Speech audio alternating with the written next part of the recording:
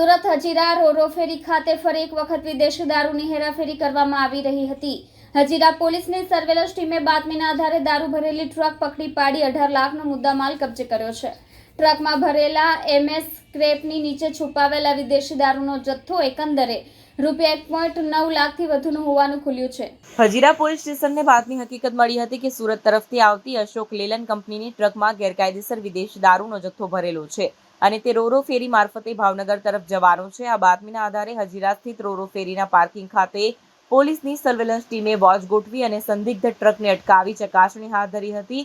ચકાસણી દરમિયાન ટ્રકમાં MS સ્ક્રેપ ભરાયેલું જોવા મળ્યું હતું, પરંતુ ગુપ્ત રીતે છુપાવેલી વિદેશી દારૂની બોટલો પણ મળી આવી। કુલ 113 વિદેશી દારૂની બોટલો ભારતીય બનાવટની વિવિધ બ્રાન્ડ સાથે મળી આવી હતી, જેની કિંમત રૂપિયા 1,09,473 આંકવામાં આવી છે। આ ઉપરાંત ટ્રકમાં રહેલું MS સ્ક્રેપ, જેનું વજન 16.100 ટન છે, તેની કિંમત રૂપિયા 7,02,926 દર્શાવવામાં આવી છે।